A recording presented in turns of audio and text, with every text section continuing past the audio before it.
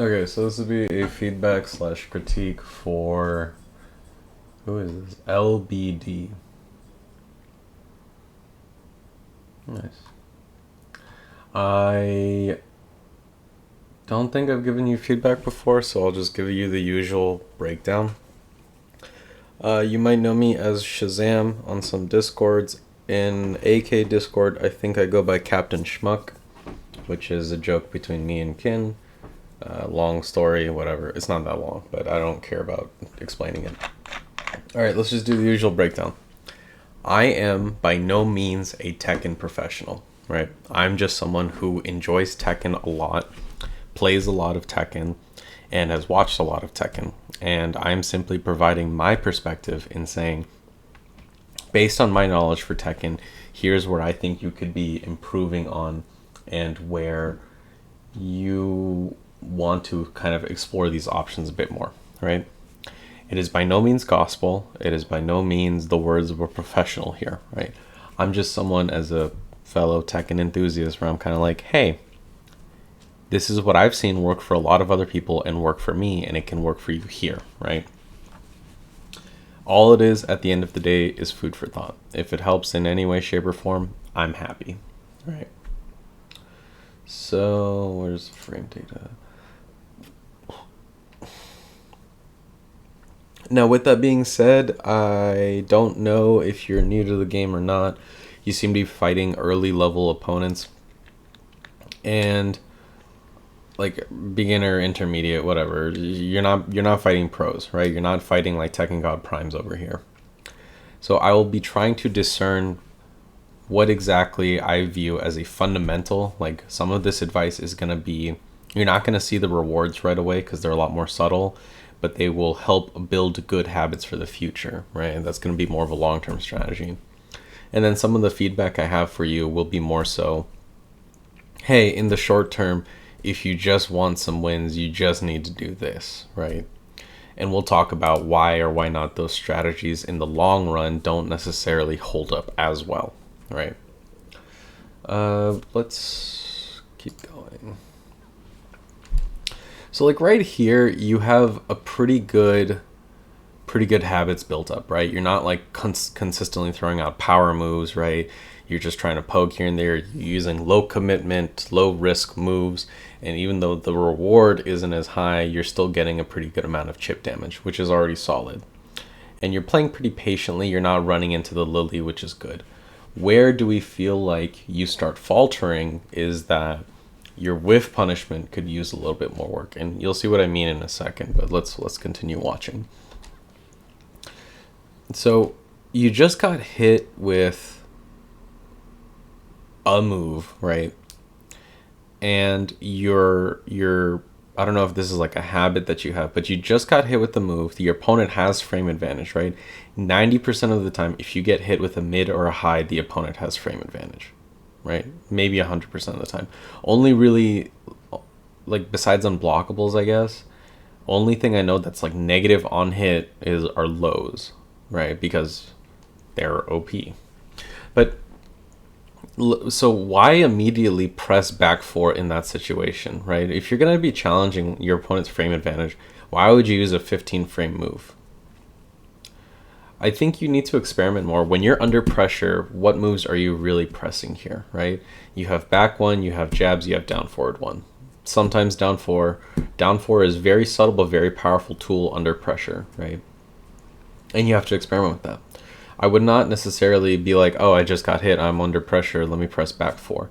It's a good move, yes, but it's very slow in the context that we're talking about here. The context being your opponent has frame advantage, they're very close to you, and they can press their advantage if they choose to do so. If the Lili just kept pressing down forward 1 and you just kept pressing back 4, it has no evasion, it has not any sort of like crazy properties, you're going to get beat every time, right? So on that situation, when your opponent has the frame advantage, you have to kind of consider, okay, how much frame advantage do they have? What can I do to challenge it? Is it safe for me to challenge it, right? So Lili's down forward 1 is +7 on hit, which is massive, right? There's literally no button you could press that's going to beat another down forward 1, right?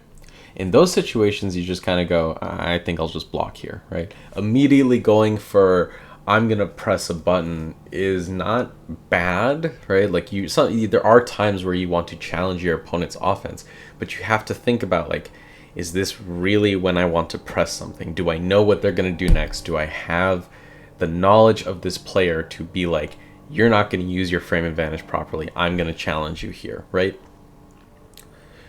The point of all this being is that there are times where you're going to want to challenge your opponent. There are times where you're going to avoid doing that. When and where those times are going to be based on your knowledge of your opponent and their habits and their, your reads.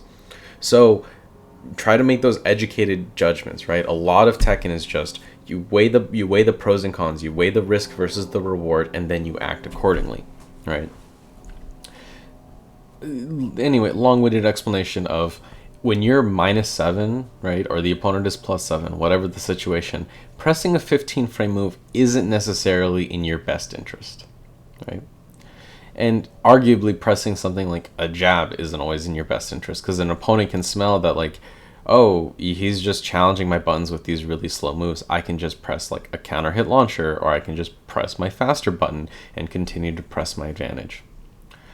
So you have to experiment more with how you're going to want to challenge your opponent. You have a lot of options as AK, but you need to be very creative in how you challenge them. I just don't think, and there are times where it's like, yeah, pressing back forward can work, but I don't think this is one of those situations.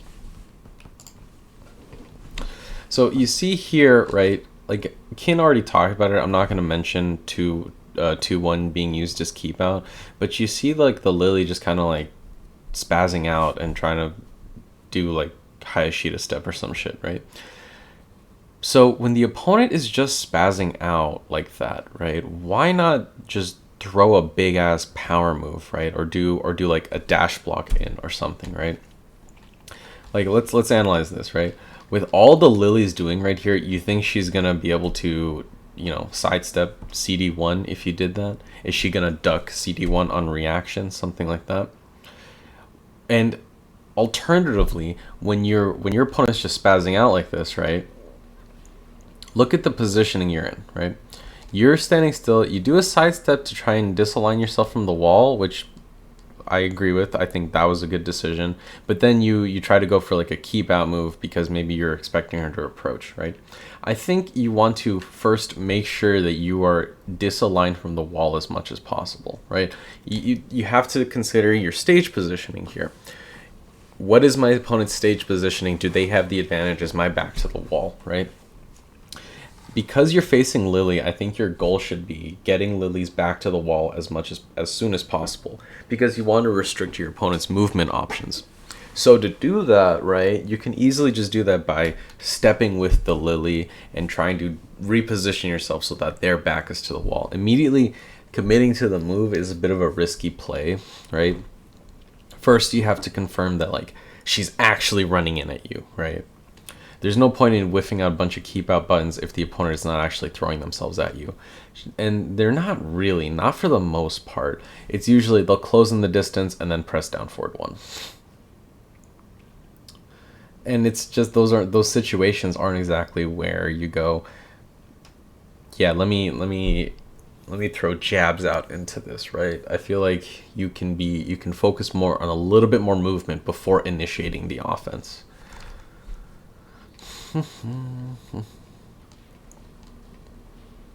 Like right here, right, this is where the movement will come in, right? So she immediately knows that you're willing to challenge it with something, or trying to, who knows, and then she just feels comfortable pressing down forward 1. And then when you block it the first time and then challenge it, she just immediately starts pressing jab. In this situation, you need to sidestep, right? Sidestepping, I think Kin talked about it in a or maybe it was somewhere else. I forget who. But basically, someone was talking about sidestep, and you have to look at sidestep like a parry, right? So I'm not sure if you're familiar with like Street Fighter, Third Strike, and all that, where parries are this kind of like it's a risky movement option, but it can offer a lot of benefits, right? If you sidestep, you can very likely get clipped. AK kind of has an awkward sidestep, and then Lili can throw out a homing move, blah blah blah blah blah. But in this situation where they're just pressing jabs, Each jab leaves her at advantage, yes, but jabs are very linear, right? Just a singular jab, while a very powerful tool, can be very linear. So how do you beat something that's very linear, right? You either call him out with the hard duck, in this case because the jab is a high, or you sidestep, right? So I don't want to dive too deep into the movement options. There's very many layers to sidestepping. And always remember, you have to sidestep moves, not characters. But in this situation, if the opponent just likes to pressure with jabs, you can easily just sidestep and then punish them, right? I wouldn't necessarily expect a launch with punishing jabs. Can be very tricky, but you have solid, consistent whiff punish options by going like sidestep into 2-1, or sidestep into, sidestep 2-1, or sidestep, I think forward 2-1 would give you that. But sidestep 1-2, right? Just do AK's jab string as a whiff punish. You're getting damage, you get frame advantage, you can then use that to reposition yourself. There's a lot of things you can do, but staying still is not something you want to be doing, right? Because now the Lili feels comfortable just kind of pressing buttons and pressing their advantage against you. And now your back is to the wall, and because you're trying to, like, using the down 4 to disrupt them is good, yes. But now look, like, your back is to the wall, the Lili can do whatever they want, and then if she can do like her mid wall splat or wall bounce right there. So this is where you gotta remember, it's a 3D game, right? So you have to focus on like movement here. So when she's like pressuring you here, I think that's a high. Double check. I think that might be a mid. You'd have to check that. I'm not gonna talk about like Lili specific matchup knowledge stuff yet. You got to do the research yourself, bro. But like right here, right, when you immediately you stop her doing something with down 4. Good. Now you're -3, right? You should immediately be trying to move out of the way and reposition yourself, because again, you're in a really rough position, and the Lili is not like, down 4 is a good move, but it's not enough to discourage the Lili from pressing buttons, right? Like, she's just gonna keep pressing buttons. She'll, like, right here. So you need to be constantly like, what's the word I'm looking for?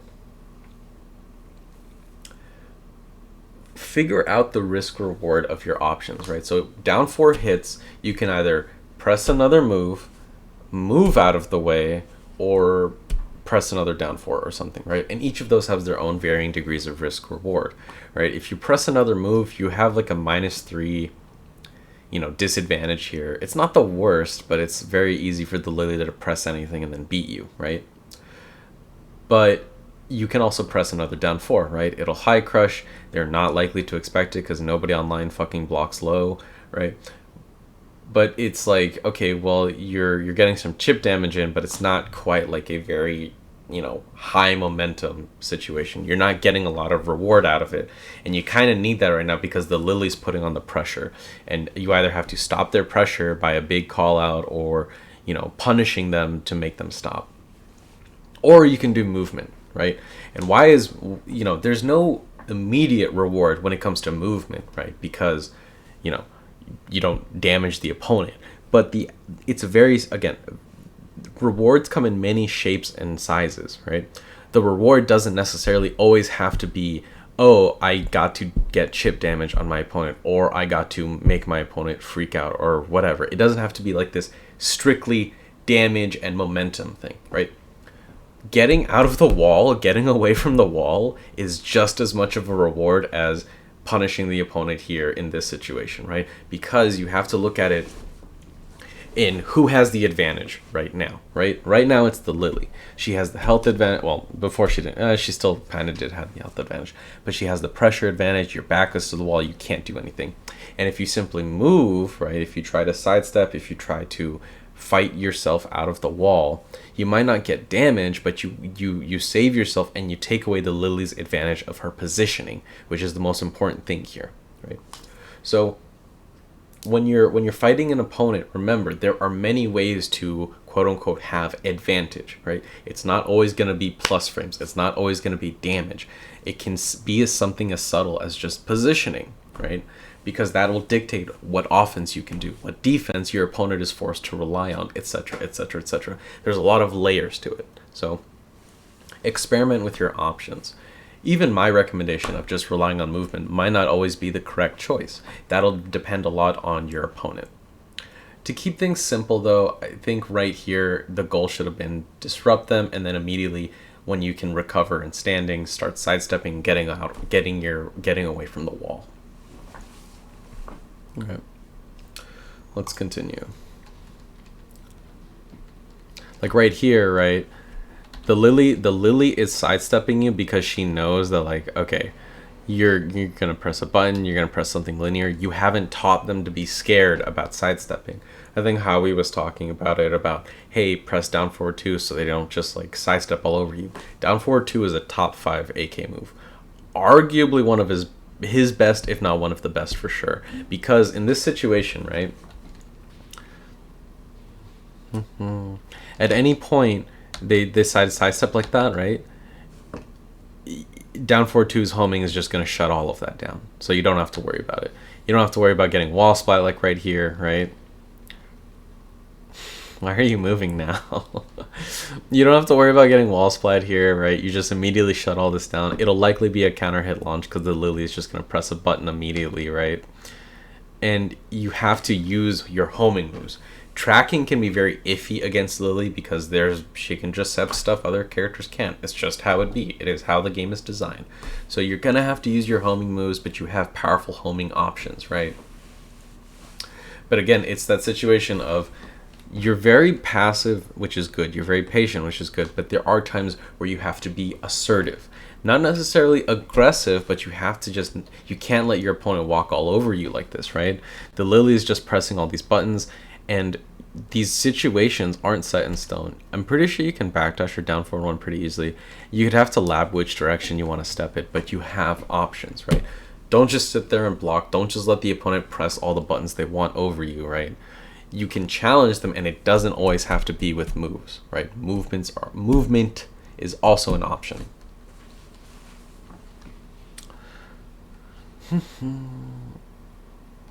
So like right here, right? Let's talk about this.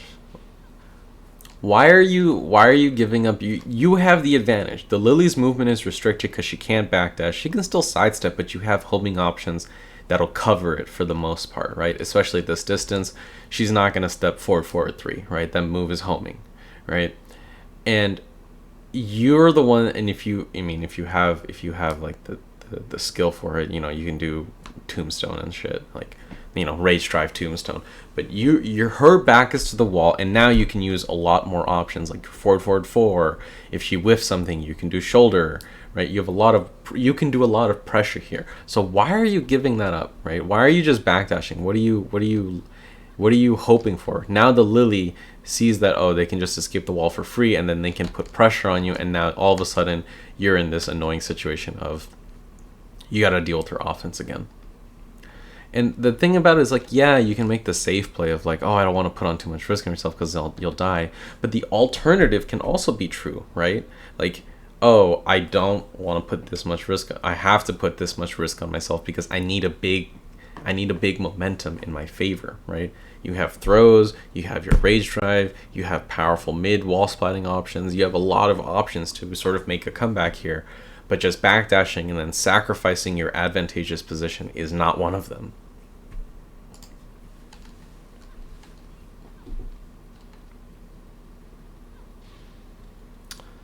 Good capitalization. So like, unfortunate. So like right here, right? Why, like, this is where you gotta remember, like, these habits, right? Like the Lili is immediately trying to sidestep, and so because like Lili players, they feel it's almost like a crush them because they know they can. I mean, it's a tool that they can use and it's powerful, but they'll just be sidestepping in situations that can be very predictable, right? If you put pressure on the Lili, she's gonna be like, oh, I'm just gonna sidestep whatever you do, right? And that's when you do like one of your homing moves, right? Like how we talked about this, how you have to enforce at this range, like at this. Okay, this is a good bet. Okay, so like at this range, right, where the Lili has some distance between you and her, yes, approaching with a linear move, your homing moves aren't necessarily gonna work. It can be risky, right? But when you start doing stuff like forward, forward 3 right here. At this range, all of your homing moves are going to connect, right? And by all of your homing moves, I mean down, forward 2, because I don't look at the others, right? So at this range is that you should be enforcing respect from your opponent by making them go, oh fuck, I can't step, he just did down, forward 2. Right? And yeah, down, forward 2 is punishable on block, except not really. Caveats there, right? It's not necessarily always going to be punishable because you have a follow-up. Yes, the follow-up makes you sacrifice your counter hit launch, but the idea is you're not going to have just a clean punish situation for the opponent. They have to second guess, like, is he going to do the follow-up? Is he actually going to let me punish him? Stuff like that. Is he going to do the fucking 10 string and then I just get like gimmicked out, right? There's layers to that mind game. It is not a clear-cut punish situation. Right, so you should be using that to your advantage, right? Making your opponent second guess themselves and destroying them mentally is one of AK's biggest strengths. Excuse me.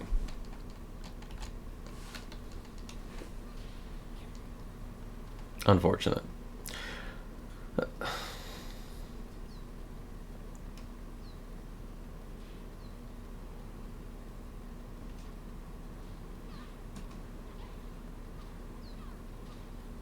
So like right here, right? Let's talk about this. I think Kim talked about it, but you need to hit confirm this. This is just mash it out or something. Practice it, right?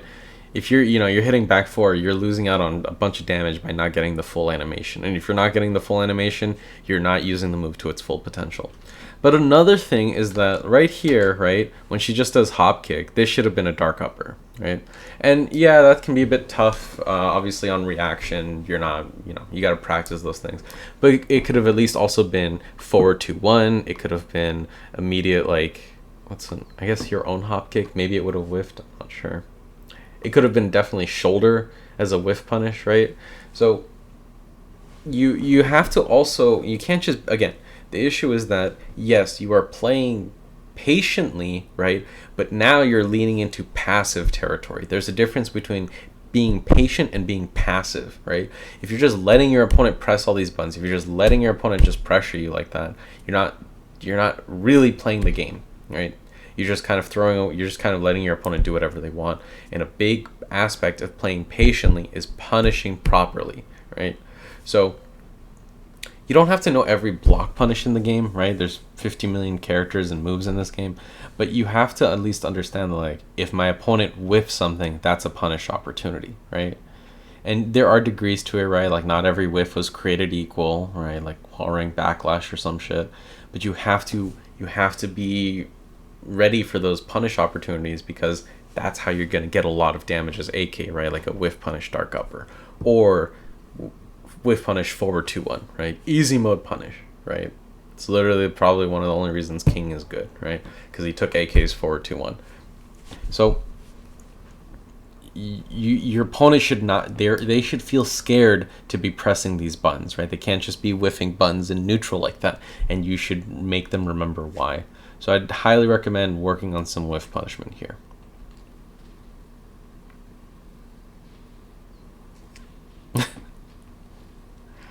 That just seems like unfamiliarity with the Lili situation. You just gotta grind the matchup more. I'm not gonna go into detail about, like, oh, here are all these crazy Lili punishes. It's like, grind the matchup a bit more, learn your basic punishment, and then, just do the research. That's the bottom line.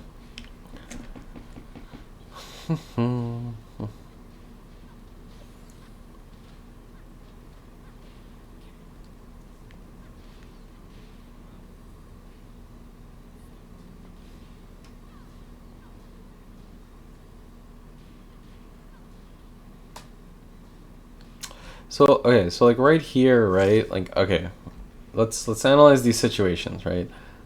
Right here, you got a jab. The Lili hasn't really shown any inclination of ducking you whatsoever this entire time, right? If anything, you're the one ducking too often because the Lili did like one low. And I can understand it's a scary situation, but my point being, you're not making the Lili scared of ducking AK, which means they're very vulnerable to throws. If your opponent isn't ducking, you're throwing them, right? That's the bottom line. And so you have to remember these situations. Like, you just got a jab on hit. Jab on hit's like +7 or +8, right? 2-1 on hit is +7. The Lili might be able to step some things, but they're not going to step a throw, right? And one, their movement's also very linear in this situation. So remember, if your opponent's not ducking and they're just kind of running at you when you have frame advantage, throw them, right? You'll have a 7-frame head start on them, right? Nothing they do is going to beat your throw, besides like, I don't know, some instant high crush rage art or some shit. Who knows? But that's exactly what I'm talking about here, of like, just as much as you have to be aware of like when your opponent has advantage and how you want to challenge that, you have to figure out how you want to maximize your frame advantage, right? You can't just be throwing out these buttons, getting some chip damage in, and then letting that advantage go, right? This is what I'm talking about. Like, you're a little too passive here. You need to make sure you take every opportunity you can get, because AK is not like a crazy momentum character. He's not Hwoarang where he can just run up and press buttons in your face, right? He's not like Lei where he can just like run up, Razor Rush, and do shit, right? He's not a character that you're going to be spamming a lot of buttons. He has a lot of, but just solid punishment, solid movement, and knowledge of how to utilize it opens up a lot of opportunities. Yes, you have to kind of sacrifice your advantage here and there, right? But you have to maximize your reward where you can get it. It might not be as flashy as like Hell Sweep and all this other shit, right? But you can get a lot of reward and mileage from just, I got my punish situation. Back 2-1 is a really good punish, right? Or back 1-2, right? So experiment more when, don't just look at it, oh cool, I got my chip damage, let me press another button. It's like, you can do a lot more as AK because he has all these tools, right?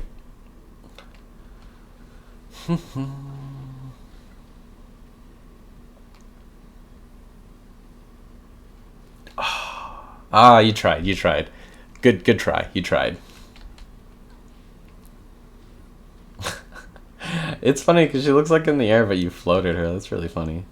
Nice. All right. You're showing some signs of life. Oh, why, right? Why immediately? Don't ever do down back 4. I mean, look, this is where it's gonna talk about like high level versus low level. Like high level, people are gonna low parry that on reaction, and you're just gonna die, right? That move is ass at high level. At this level, the level of the opponents you're facing, that move is okay, but I think the issue is more so you're building up a bad habit. Having that move be in your kit as like a baseline at any way, shape, or form is just bad, in my opinion. Because it's like, you in a situation where you could down back 4, you can be doing so much more, right? Like, you could be running up and throwing them, you could be running up and applying pressure. Like, there's so many options you could be doing, but then just doing down back 4, and it's just like, okay, now you're on the ground and the opponent can just run up and apply their offense on you, right? Like, well, what exactly did you what's the word I'm looking for? What exactly did you gain from that, really? Not much. And that's the issue, right? Is that, yeah, you can use every move in the arsenal, but some moves just aren't going to be able to give you the same amount of advantage and opportunities that others are, right? And I just don't think down back 4 is worth using. But, you don't have to delete the move from your memory. Just, I think you need to practice more on utilizing your better options first. Okay, I mean, disrespected the pressure, which is like fine. When she does that, it's very punishable. I think it's like -12, back 1-2 into throw, shoulder, whatever. Do something here, but that's it. You just gotta look up what's punishable and then do it. Ooh, so close. Oh no. So okay, this is what I'm talking about, right? Like, okay, you just did CD1, right? Why do another dick jab? Even if she was approaching you, she wouldn't approach you in time to get hit by dick jab unless she literally like threw herself at you. The sliding low she does has a bit of startup to it. By the time the move actually starts up and hits you, it's most likely gonna whiff. Like, your down back, your dick jab is most likely gonna whiff. Oh, maybe it was an input error. Maybe you meant to do another CD1. All right. If it was an input error, she's got to practice and have clean inputs. Not much to tell you there, but yeah, I don't know about dick jab in that situation. And like right here, right, like you're talking about, Like she knows how to deal with you in this situation, right? She's just like, oh, he's grounded. I'm gonna do my move that hits grounded, and now you're just putting yourself in a much riskier situation. You basically took damage you didn't need to. Why?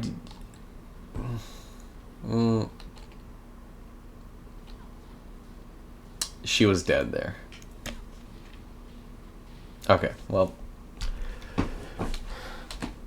This is minus 13 or minus 12. Look up the punish, right? Not going to talk about it too much. But again, it's like, I think your fundamentals are at a solid start, right? Like you're not throwing out a bunch of punishable shit, not too much anyway, and you're not like throwing away the game. But there are every now and again, like you see these bad habits where you could be doing so much more with your momentum and so much more with your advantage. It's not going to be, I don't know. You need to practice more about like, okay, how do I actually press my advantage? What are some situations? Most of the time you press your advantage by just throwing them or doing CD1 to get more advantage. But a lot of the times you have to understand like, okay, what is my opponent doing, right? They're not ducking, they're sidestepping, but I can answer that when they're up close, but they're not really ducking me, right? So that should be like, oh, okay, so I just need to do more lows. I need to start throwing them, right? It's like, oh, I need to start doing forward, neutral too, and remind them why they need to duck against AK, right? There's a lot of things you could be doing, a lot, but I'll talk about that later. All right, let's do the usual punishment / matchup knowledge, or neutral punishment / matchup knowledge, combo / Oki, personal opinion stuff. Neutral, right? I already talked a little bit about it, but again, you're too passive. When you have moments of advantage and when you have an opportunity to get big momentum, you're not taking it. You're letting your opponent feel too comfortable in their match. AK is not a crazy momentum character, but he can be a defensive monster, right? With sound fundamentals, he has every punishment, provided it's not crouching punishment, because rip that, right? But he has every punishment tool you would necessarily want or need in order to make your opponent second guess their offense, right? Whiff punishment, he's got it. Block punishment, standing, he's got it. Crouching punishment, we don't talk about that. But he has these options, right? He has these options available to him, and you need to reinforce like why AK's whiff punishment is so good, why his block punishment is so good. And if you're not enforcing that, the opponent's not going to feel scared, so they're going to feel comfortable to just be pressing as many buttons. Normally what happens is when the opponent feels too comfortable and they start pressing a bunch of random buttons is that AK would just whiff punish them, block punish them, whatever. They would punish them. But you're not necessarily doing that. That Lili doesn't feel scared. They're going to continue to apply their pressure. You're going to be unable to deal with it, and you're just going to be falling behind a lot. Right? So your current playstyle is a good foundation, but you also need to remember when to turn the corner. AK is not necessarily a character who's always going to be pure defense. He's not always going to be a character who can support a pure offense playstyle, right? You have to thread the needle a little bit. You have to kind of rev the engines, and every now and again you got to floor it and go for a big momentum swing, and sometimes you got to pump the brakes and then immediately go back to defense, right? Getting used to that ebb and flow, being able to bounce back and forth between offense and defense is going to be very critical to maximizing AK. Other aspects of neutral, talked about whiff punishment, just gotta clean up your whiff punishment. We can talk about that later. I'm not really scared when you approach, right? If I were playing you, I'm not going to be very scared of when you approach me, because I'm just going to be like, okay, well, he's not going to do forward, neutral, true. He's not going to throw me as much. If he runs at me from long distance, I can just duck because he's probably going to do Shining Wizard or he's going to do CD1. I'm not scared of your approach as much as I should be, right? And AK has a lot of good approach tools, right? You got forward, neutral, two. You got wave dash mix-ups. You have a lot of options available to you. So you need to experiment with like, okay, what is my opponent doing? What move can I do currently that beats what my opponent is doing? Time to do that move, right? So need to experiment a lot of just kind of like, all right, what exactly am I doing here that's going to beat my opponent in this situation? And then once your opponent adapts to that, then you go, okay, they adapted to that. what's my next step, and then you move on to the next step. And it's that constant, again, that ebb and flow of Tekken. Talks a lot about neutral punishment / matchup knowledge. A lot of punishment opportunities were not as big as they should have been in terms of whiff punishment. You tried for the most part, like you tried. I saw you try to go for a whiff punishment, dark upper, but sometimes just 2-1 for whiff punishment, forward 2-1 for whiff punishment, stuff like that, or doing like a throw. Right, you have a lot of options available to you, so I think you can experiment a bit more. Matchup knowledge against Lili. Look at what your opponent is doing throughout the match. Like, not just the character, just look at what your opponent is doing. Are they trying to step you at range 1? Remind them why they shouldn't be doing that, right? Forward 4, neutral 2 should have good tracking. But down forward 2 will make sure that's like, don't fucking step. And if they sidestep block, right, because they're expecting down forward 2, there are situations where they'll be able to step and block down forward 2 in time. You can read that and then go, I'm going to do forward 4, neutral 2 because it'll track, right? Pretty sure it tracks. I'd have to double check that. But, there's layers to it. The opponent's never always going to have a clean answer to what you're doing. And even if they'll find a good answer, but then you can answer back with the counter of your own, right? Again, ebb and flow. Right? You're going to do something, the opponent's going to react to that. You're going to adjust to your opponent's adjustment and then back and forth. Sometimes that means you'll be, going back to the basics. Sometimes that means you'll be doing like this 5-layer mix-up in your brain or some shit because that's just who you're facing, right? If the opponent's, just simple terms, right? If the opponent is not ducking you, throw them or do lows, right? If the opponent is not stepping you, do your powerful linear options and remind them why they need to step. Combo / Oki. I don't know. There wasn't really much to say. I talked about a little bit about the Oki in terms of when you had the wall advantage, why did you give it up? What exactly are you doing? Like, why are you so scared? Right? It feels like a lack of matchup knowledge for character matchup stuff, but you can just lab it out or just watch a punishment guide and you can become familiar with these options, right? So Oki is just, keep up the patient playstyle, but be a little bit more assertive on Oki, just making sure that your opponent knows that they can't feel free to press buttons whenever they want, right?